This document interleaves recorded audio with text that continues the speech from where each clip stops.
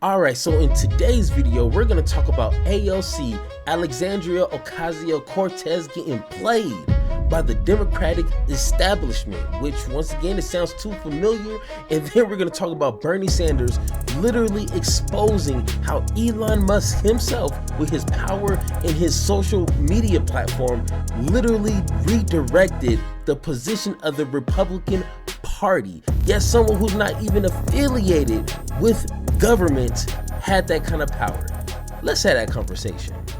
All right, this is all too familiar, and this is going to be the Achilles heel when it comes to the Democratic Party. It just seems like they can't get out of their own way. Like, we can have our own opinions on why the Democratic Party lost this past election, but 9 times out of 10, I'm pretty sure we can all agree that the Democratic Party, those who are making the shots, the last decisions at the end of the day, they suck. Those individuals need to step down. Like Marianne Williamson said, they need to resign because those individuals do not care. In my opinion, I don't think they really care in regards to winning because they already got their money, they already have their position of power, and they're okay with that. Even with a Trump administration, they're gonna be okay. You know what I'm saying? And when it comes to people not giving up their power, like a Nancy Pelosi, she's still going to find a way for people to keep the status quo and have the same aligned thinking as her. She doesn't want an AOC to step in. And once again, we can have our own disagreements about AOC. Is she progressive enough? Did she do this, whatever the case is? But she's a step closer to progressive policies and progressive overview. But giving it to Gary, 74 years old. Okay, and you know, I'm not trying to hate on my old folks. You know what I'm saying? Hey, I love you. Most of my viewers are older individuals. But damn, you know, this is 2024, we're going into 2025. We need to make some progressive changes that people here today need to get a hold of. And that's why, in my opinion, 40-50% of that is why the Democratic Party lost. But if you guys don't know what the Oversight Committee is, because once again, this is a YouTube channel where you're going to learn some things, okay? Let's go ahead and break this down real quick before we get into the video. The Oversight Committee serves as a key mechanism for ensuring government accountability.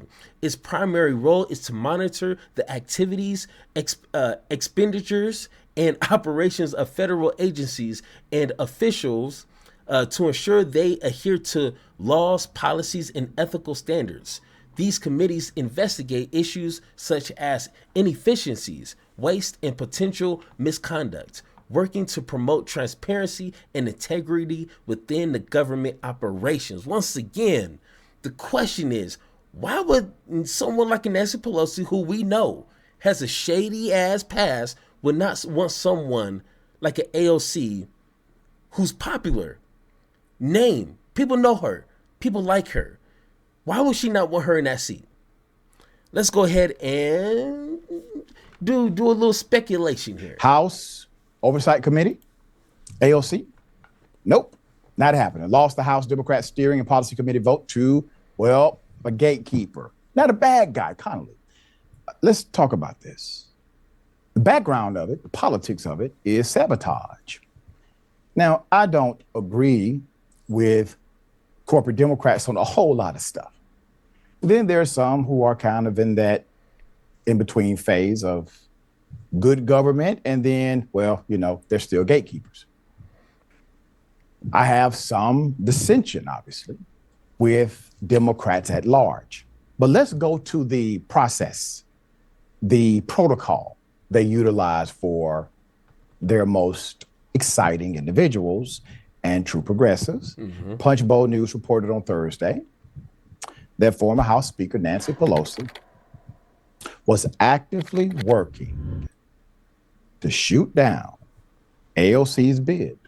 Quote, former Speaker Nancy Pelosi is actively working to tank AOC's bid to become top Democrat on the House Oversight Committee wrote Punch Bowl. Punch Bowl added, Pelosi is making calls on behalf of Representative Connolly, who is running against AOC to be ranking member of Oversight. Pelosi has made her support for Connolly publicly known, but her behind-the-scenes maneuvering shows the amount of political capital Pelosi is willing to put into the contest, which will be decided next week. So Pelosi.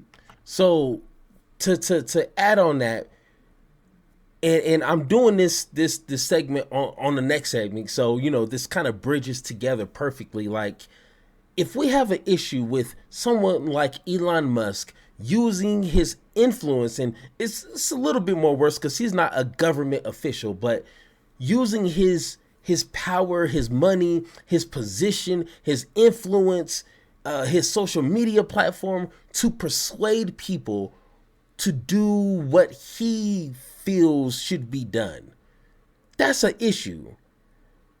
That's the same thing with Nancy Pelosi.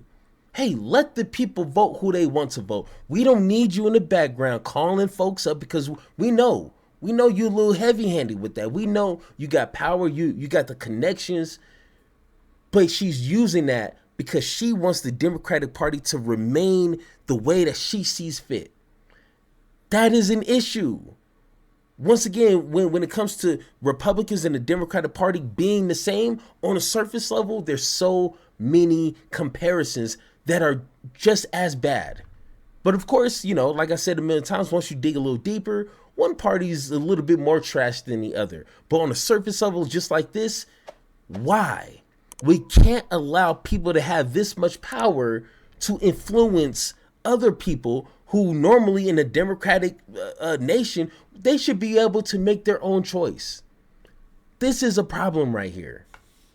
Is using her remaining political capital to try and reposition the Democratic Party to what she sees as a winning posture for future elections, and clearly has no faith in the progressive AOC to broaden the party's appeal. Now, that is according to Punch Bowl. I have a different point of view. I think there's a reason why Pelosi is interested, in particular, with the Oversight Committee and utilizing her political capital in order to influence this particular election. So key Democratic caucus endorsements, right, endorses AOC's opponent in committee leadership race and made report. So New Dems are proud to endorse our colleague, friend, and fellow New Dem, Representative Connolly, for ranking member of the House Committee on Oversight and Accountability. Representative Connolly is this is them saying, strong and talented communicator and a dedicated workhorse, prepared to expertly lead the committee in defending our democratic priorities and standing up to Trump administration's extremist actions. All right. It was also reported on Friday that the Progressive Caucus is in turn endorsing AOC for oversight. We have that here. And The Guardian published a preview of The Squad, AOC, and Hope of a Political Revolution, the new book from The Intercept's Ryan Grimm. You have it right there. It features a little more insight into Pelosi and AOC's relationship. Protocol. Yep. Rules, regulation, the bullish. Okay? Why is this happening? I think Pelosi has some other personal reasons. If you want to get into details about that show, I want you to research the back and forth between John Ossoff, Senator Ossoff, and Pelosi when he decided to say it is unethical for us to invest in stock markets, et cetera, that we have control Ding, ding, ding, ding. Hey, Hold on, slow down. Ding, ding, ding, ding. That's what I wanted to do. That is the issue. Let me read to you once again kind of the definition or the purpose of the Oversight Committee position. It says the committee investigates issues such as inefficiencies, waste, and potential misconduct, working to promote transparency and integrity within the government operations. We all know, especially I think what's more familiar with people is Nancy Pelosi and how she, insider trading type of thing. I'm no stock trader myself. I dabbled in it when I was growing up, but for the most part, if you know some things or you got some information because we know how they roll, that's a problem. That's manipulation of stock marketing. And she's getting paid hundreds of thousands, if not millions at this point. That is, in my estimation, once again, this is, I guess, a conspiracy, is the reason why she wants things to stay the same and wants to get people in that position who's not going to say nothing. Because they might be getting a little kickback themselves. I don't know. But that is an issue. We want the transparency. We want the integrity. We want the inefficiencies to be taken out. We want the waste to be taken out. That is what the American people want. But if the Democratic Party continues to not do that, they're going to lose. Now, once again, I don't know. Is this going to be a main issue going down the road within, the next 4 years that we're going to have to endure with Trump? I don't know. This might be a story that, people talk about for a couple minutes and then move on to the next big, catastrophe. Like, I don't know. But things like this that's happening in the background where people are not, shown the transparency, obviously, that plays a big portion on what happens in the public. You know what I'm saying? What's happening back there is why they're presenting what they want to present. And if we can't fix what's happening behind the scenes, then why would we expect anything different in the next 2 years, in the next 4 years, so on and so forth? Man, hey, Biggie wasn't wrong. Money rules the world around us.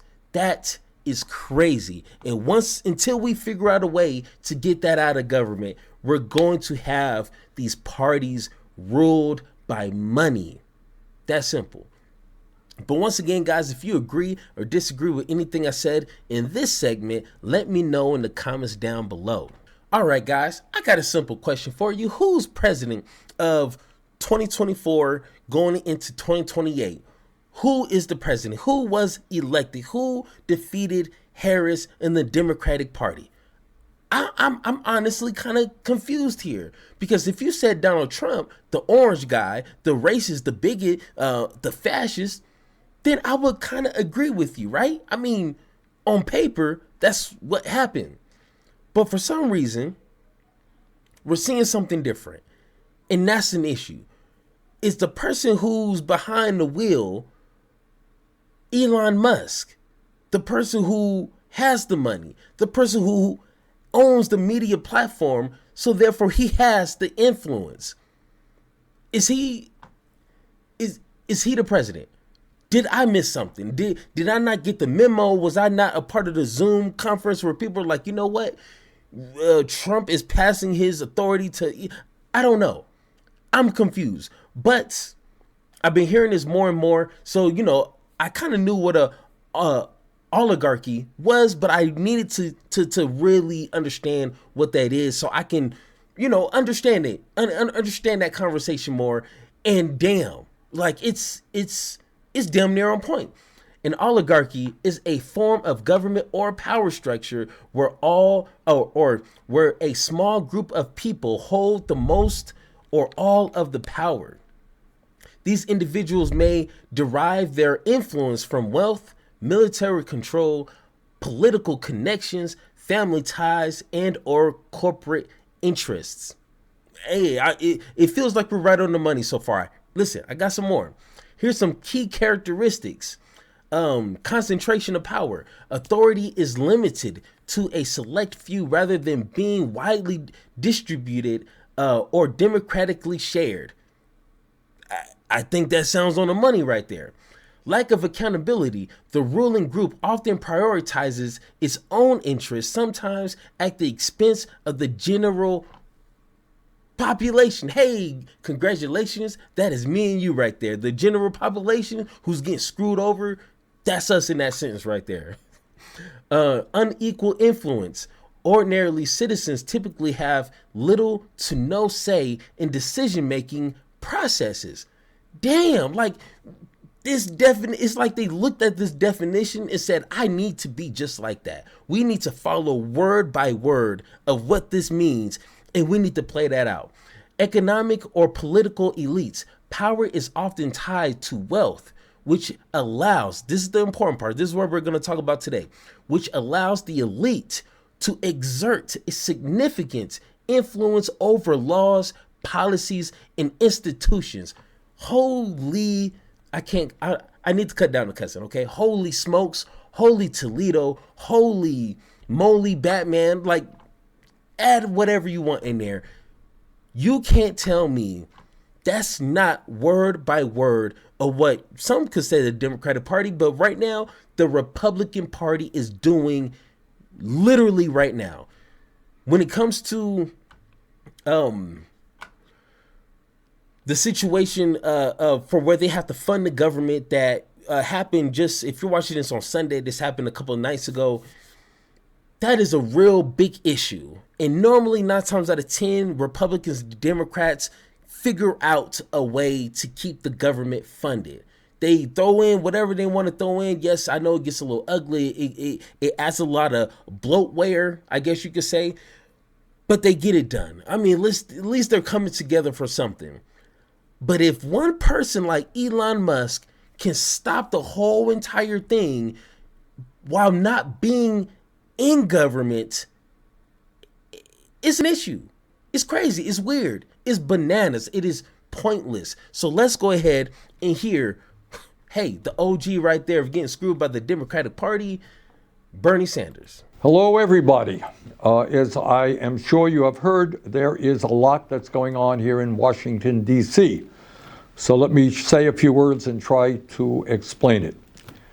Bottom line, after all is said and done, is that after months of negotiations, Senate Democrats and House Republicans reached an agreement called a continuing resolution, which would continue to fund the government for 3 months.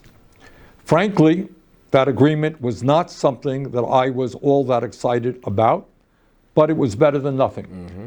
And I was prepared and am prepared to vote for it. And one of the reasons is that it contained a reasonable increase in funding for primary health care, something that I feel very strongly about and that my committee, the Health, Education, Labor, and Pension Committee, is responsible for. Now, just to add in right there, it's going to be politicians, of course, that will jump in and say, oh, but this bill had this. One's going to say this bill had this, blah, blah, blah. Yes, I get it, but not a bill is going to be perfect aligned with one person. Not even Republicans can agree or disagree that it should be something or not something in that bill. So every politician is going to have their own viewpoint or perspectives or opinion regarding this bill. But the whole thing is, if you have something in there that represents your policies or something that you champion, then why would you shoot yourself in the foot? You know what I'm saying? Nothing's going to be perfect or easy. If that was the case, man, we all be walking around million and billionaires at this point.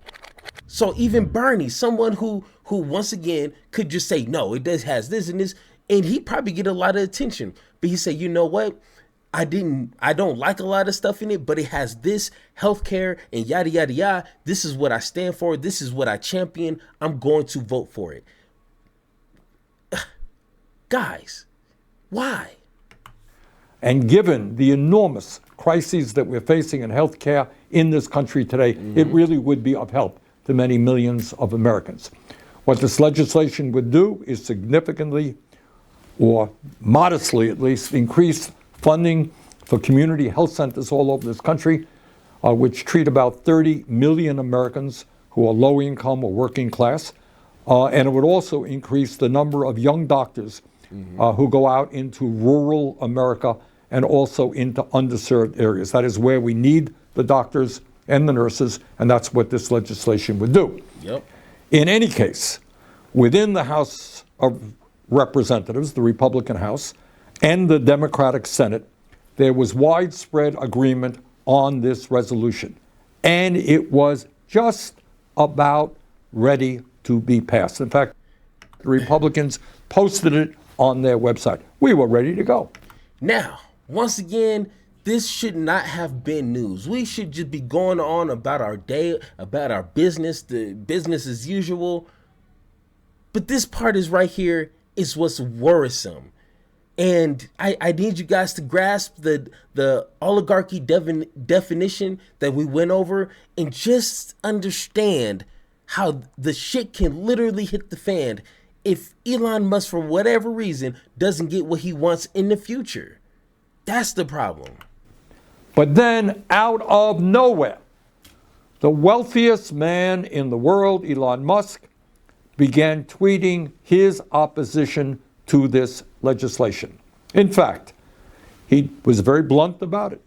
He told Republicans that if they voted for this proposal, which they had already agreed to do, he would take out his wallet and spend as much money as it took to defeat them in primaries and drive them out of office. You got that? Take a deep breath and appreciate what's going on here. Hey, you too. Take a deep breath, damn it. I'm not gonna do this by myself, okay? Come on. All right, let's continue. The wealthiest person in the world, who spent at least $277 million to elect Donald Trump in a Republican Congress, has now claimed complete ownership of that party.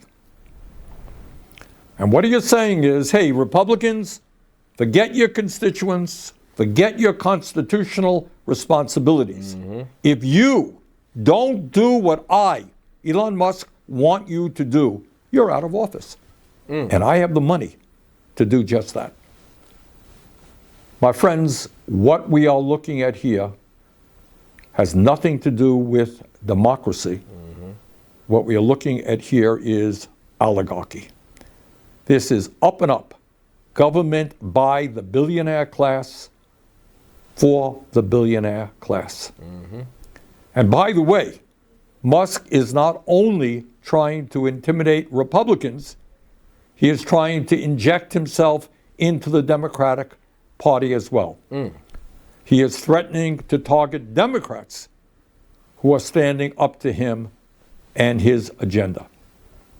Further, and very dangerously, and this is the guy you know who owns Twitter, as part of his campaign to defeat this resolution, Musk has been spreading an enormous amount of disinformation and outright lies about what is in the bill.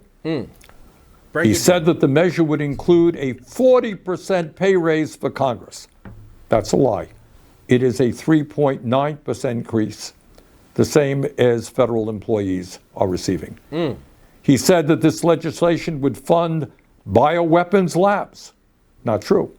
In fact, it provides funds to protect Americans from emerging infectious diseases. He said that the country would be just fine if the government shut down. Really? Here's what happens if Mr. Musk gets his way and the deal implodes. Funding for kids' cancer research gets cut. At a time when we are already paying the highest prices in the world for prescription drugs, pharmaceutical middlemen will be able to continue to overcharge you for your prescriptions. Americans recovering from devastating floods, fires, and hurricanes, often due to climate change, won't get the help that they need. That's what happens if the proposal goes down. And what happens if the government shuts down? Well, our troops won't get their paychecks. Nearly 7 million women and children who rely on WIC nutrition assistance could go hungry. And 2 million federal government workers, some of whom don't make a whole lot of money, won't be getting paid. So once again, hey, I sound like a broken record, but damn it, if I got to keep playing this song over and over just to get this in your head, then damn it, I'm going to keep saying it again. Why are we allowing, or why are people just so brain dead to believe that a billionaire, the richest person on planet Earth, okay, damn it, put that in perspective. The richest person on Earth is telling you, hey, we can survive if the government shuts down. Elon Musk, are you going to pay the troops? Are you going to pay the government workers? Are you going to pay the people who are dependent on government assistance? No. Hey, I can answer that for you. You are not. Unfortunately, you are not that kind of human being. Honestly, I think you might be AI for real. Like, I'm not even joking. If you want a conspiracy to go down, I think that one is worth discovering, honestly.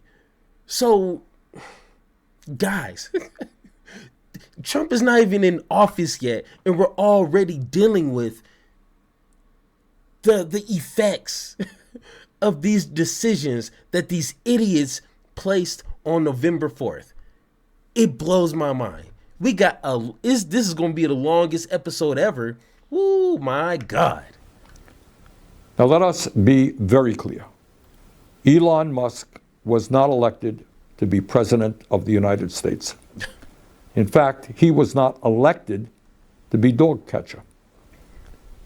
And by the way, what all of this hoopla is really about, above and beyond everything I'm talking about, is that when Trump and Musk come into power in late January, do you know what their first order of business will be? You think it'll be to fix healthcare? You think it'll be deal with climate change? Nope. Deal with homelessness? Well, if you thought that, you're dead wrong. Their first order of business will be to provide massive tax breaks for the wealthiest people in this country and the largest corporations. So think about it. At a time of unprecedented income and wealth inequality, when Musk himself is worth almost $500 billion, what these guys want to do is give more tax breaks to billionaires and the heads of large corporations. So where do we go from here? Let us understand the gravity of what we are dealing with. This is not politics as usual. This is not just Democrats versus Republicans, conservatives versus liberals or progressives. It's much deeper than that. What we are dealing with right now is that the billionaire class, which owns so much of our economy, which owns so much of our media, they are now moving aggressively to own our political system as well. So we got a lot of work in front of us. We've got to educate, we've got to organize, and we have got to stop them. Thank you very much. Have a great holiday season. Damn. I mean, he tried to put a spin at the end like, hey, have a happy holiday, okay? Like, try to do that.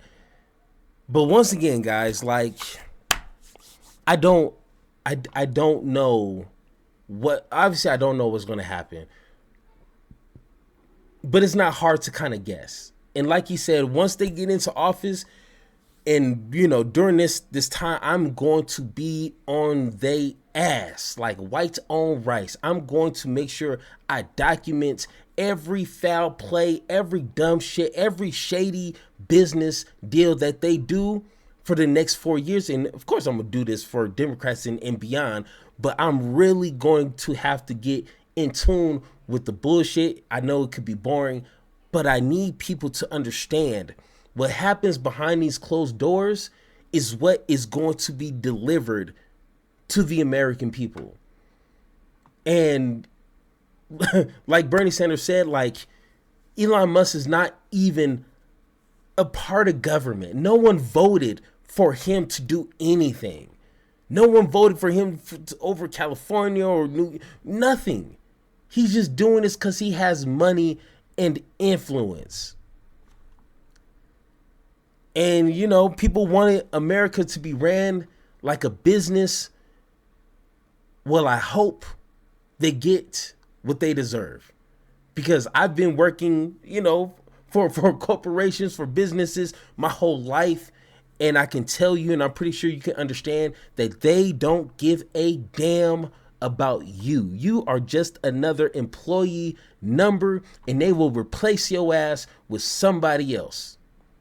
That simple.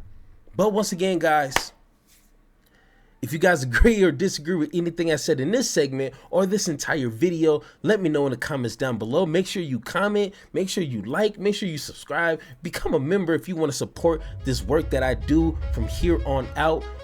It will be a blessing and I would greatly appreciate it. And like always, let's have that conversation.